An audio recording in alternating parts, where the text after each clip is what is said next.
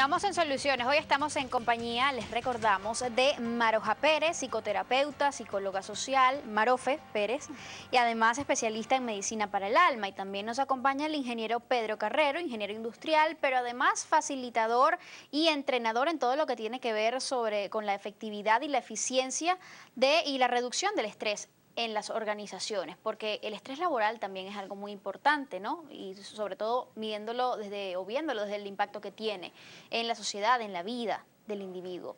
Estábamos conversando sobre la clasificación del estrés, el estrés positivo o el eustrés y el estrés negativo o distrés, como también se le conoce, pero también hay otra forma de clasificar, digamos, este estado. Hablamos de lo que tiene que ver con el tiempo, la permanencia del estrés en el individuo. Cuando lo vemos de ese modo, encontramos que existe el estrés agudo episódico y el estrés crónico. ¿Qué caracteriza el estrés agudo, ingeniero?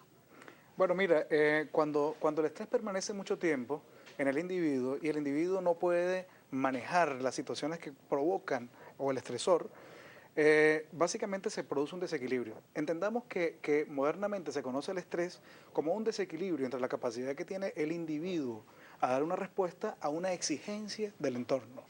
En esa medida, si la exigencia del entorno permanece por mucho tiempo o el individuo no puede administrar adecuadamente esa exigencia, evidentemente lleva a una situación aguda que puede provocar como consecuencia sobre el individuo frustraciones, depresiones, desesperanza, y son situaciones sumamente graves que pueden afectar, amenazar de manera determinante tanto al individuo como a la sociedad cuando este tipo de estrés es causado por situaciones sociales que generan que todos los individuos tengan más o menos el mismo tipo de permanencia en el tiempo. Entonces el estrés agudo se manifiesta en función de esa continuidad y por supuesto el desbalance químico dentro del organismo, en el sistema neurológico y en el sistema hormonal va a provocar enfermedades y consecuencias, por supuesto, muy rápidamente visibles, ¿de acuerdo? Así es, por ejemplo, el estrés agudo se puede presentar o manifestar toda vez que tenemos algún tipo de problema con alguien, tenemos una discusión familiar, tenemos alguna discusión con el jefe, de repente en el trabajo o con los subalternos, cuando también practicamos un deporte extremo y sentimos que, bueno, que nos vamos a caer o vamos pues bajando por una pendiente, haciendo rafting, este tipo de cosas, cuando lo decía ya Maroja anteriormente, de repente vamos manejando, se atraviesa alguien y frenamos de repente. Esas son situaciones de estrés agudo. Pero, ¿cuándo es estrés agudo episódico? En aquellos eventos, si se quiere, traumáticos en un momento determinado, no estás esperando, porque ninguna persona quiere estar estresado, pero ese es como el día a día, aun cuando no es una enfermedad, sino una consecuencia. Te ocurre un evento en tu vida y ahí haces un episodio que te puede permanecer y llevarte hasta el crónico. O que puede ser repetitivo. Son eventos de estrés agudos repetitivos. Repetitivos, pero luego lo importante es aprender a manejarlo, no a controlarlo, porque creamos más enfermedad en nuestro organismo. Todo control es terrible. Evitar que nos lleve al crónico, que puede causar hasta cáncer. Por ejemplo, las personas desordenadas, ¿no? Que no planifican para nada y viven el día a día, ¿no? Son de estas personas que van fluyendo, como vaya viniendo, vamos viendo, tal cual. Y quizás hoy les sale algo más porque no lo planificaron, pasó ese episodio de estrés agudo, se fueron a la casa a dormir, pero mañana le vuelve a ocurrir algo similar porque nuevamente no planificó. ¿Eso puede ser calificado como estrés agudo episódico? ¿Puede esto en algún momento llevar a la persona a un estado de estrés crónico?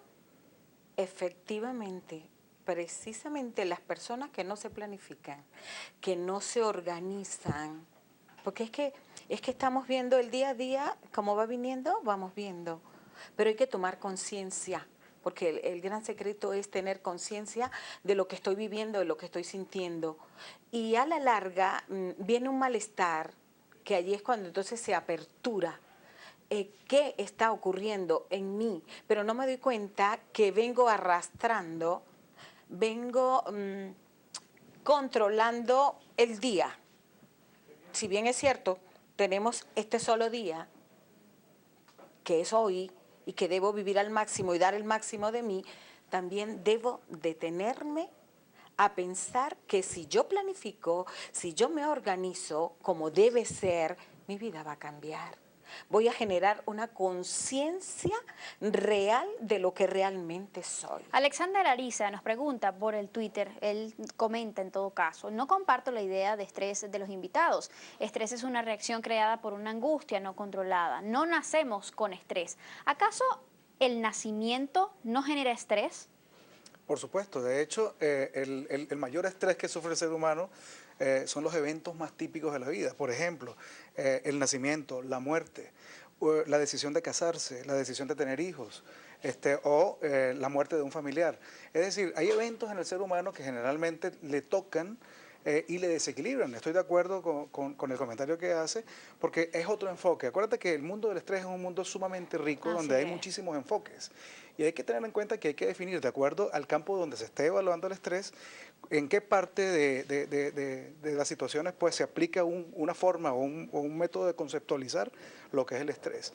En el caso que nosotros estamos tratando de enfatizar el estrés social, el estrés laboral que te venía comentando, pues evidentemente tiene una característica específica en función de que tiene que ver con la recurrencia y ese tipo y eso lo vamos a definir a detalle al regreso de esta pausa, cuando también conversemos en concreto sobre lo que es el estrés crónico y cuán perjudicial puede ser para nuestra salud.